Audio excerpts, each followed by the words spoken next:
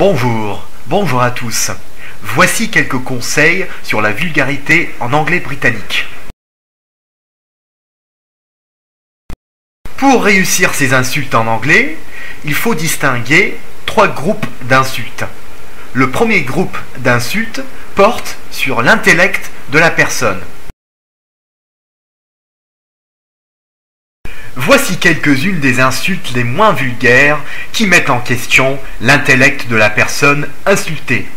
Puck, twit, ninny, fool, prat, imbécile.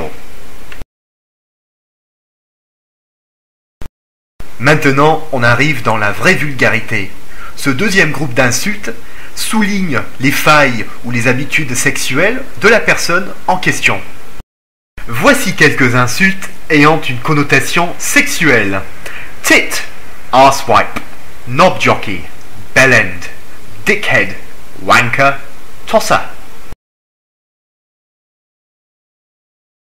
Alors ce dernier groupe d'insultes n'est pas vraiment un groupe, puisqu'il ne contient qu'un seul mot, cunt. Ceci est un mot extrêmement vulgaire qui désigne le sexe féminin. Alors ce qu'il faut comprendre avec cunt, c'est que c'est un mot extrêmement vulgaire, qui n'a pas d'équivalent en français, et qui ne s'emploie jamais dans une conversation normale. Si on l'emploie pour parler de quelqu'un, ça veut dire qu'on a atteint le bas. C'est vraiment quelque chose de très fort, qui ne s'emploie jamais dans une conversation normale. Des fois, ça peut s'employer entre amis, entre mecs surtout, mais jamais entre filles. En général, les filles, les anglaises, détestent ce mot. Donc, il faut éviter de l'employer dans la plupart des cas. Alors voilà une petite initiation à la vulgarité en anglais britannique.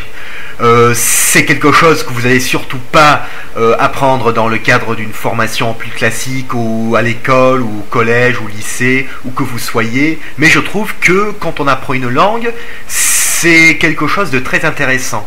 Même si on n'emploie pas forcément toutes ces expressions, il faut tout de même pouvoir les comprendre, parce que la vulgarité, c'est non seulement une question de pouvoir insulter les gens, c'est aussi une question de pouvoir comprendre lorsqu'on se fait insulter. Donc, retenez bien ces expressions, mais ne les employez pas devant votre prof de français ou votre prof d'anglais surtout, parce que ça risque de créer des problèmes. Et si vous le faites, ce n'est pas de ma faute. Merci de votre attention et à très bientôt sur YouTube. Au revoir.